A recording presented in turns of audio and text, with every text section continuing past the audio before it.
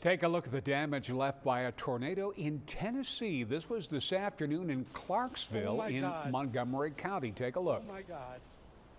The twister crossed an interstate and moved into Kentucky. There was extensive damage to property, but fortunately, no reports of fatalities or injuries. That is a nice change that we don't hear about any injuries or deaths from the twisters, because they certainly have caused a lot of damage in this country. Right. Well, there's some updates probably, still coming in with that. So, unfortunate to the families, but I know, fingers crossed for the best. But, speaking of the system that moved in with those tornadoes, we actually saw a little bit of that same system here in Corpus Christi. So we're going to go ahead and go to what that looks like for us. That cold front we had moved in a few hours ago, we were kind of on the tail end of the effects. But as you can see, system is still pretty strong as it continues to move through our eastern states. It's going to continue to move as the evening continues heading into tomorrow morning. Overall, we don't look as severe, but those north of us still are experiencing those type of things from the storm that came through a few hours ago. As far as rain, this is what we're looking like heading into the evening. That front has now moved out of the area. Maybe see a little bit of some isolated little flaky drizzle showers as we continue throughout the evening. Now heading into tomorrow, we'll notice that this high pressure really starts to move in from the west. Now what this means is that, yes, sun is going to return in the coastal bend for us. It's also going to help to push that cold front out, push that rain out for us, return to drier conditions heading into tomorrow and into next week.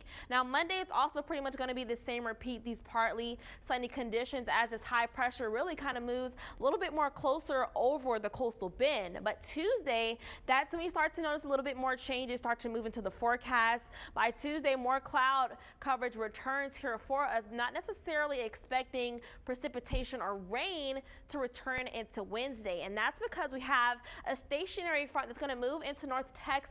It's going to bring some rain in with that along.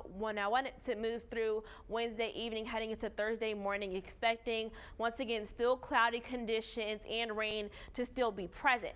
Now, as far as when our next cold front is coming in, it's going to be pretty much kind of right behind that. Now, this one isn't expected to be necessarily a stationary front, more so an actual cold front. But as far as temperatures, not expecting a major drop, expecting highs on Friday to be near the upper 60s and by Saturday about mid 60s. So overall, it's not going to be any drastic changes, but the potential is still there. We still notice that what we're really looking at with this next front is increased rain chances. So expecting this to be a little bit more on the wet side than what we see with this past front that we just saw. Now we expect that front to move out the way by Saturday. So if you have any plans heading into the weekend, expecting to dry back up more to those sunny conditions for your Saturday evening. Overall tonight, we have temperatures in the upper 60s right now. Dewpoint we see is at 44 degrees. So we notice that cooler air, that drier air is already making its way, settling here in the coastal bend. We still have winds to be concerned about, as well as temperatures dropping to the upper 40s, 47 by 7 a.m. Those of us here in the coastal bend. Sustained winds are still also on the higher side. We could still be near the 40-mile-per-hour range, especially in certain areas around Corpus Christi, around South Texas. So certainly want to make sure that you're staying up to date for that. If you do have any plans during those midnight hours, maybe heading to work, windy conditions are still allowing some watches and warnings to be in place. We have a gale warning that's going to remain in place until 10 a.m. in the morning, as well as a wind advisory until 6 a.m. So probably not the best time to go ahead and head out to the water, but Dewpoint, drier air, it's probably a good time. Maybe just sit outside if you do like to enjoy that nice breeze. We'll notice by midnight, Dewpoint will drop to the upper 30s. By in the morning, have a chance of seeing some teens and some 20s. So it's certainly not going to feel humid one bit for us here in South Texas. 14 up in Veville, 19 those of us here in Corpus Christi. A marine forecast, once again, it's not looking pretty nice, not looking pretty, and probably not the best day to go out and hit the water.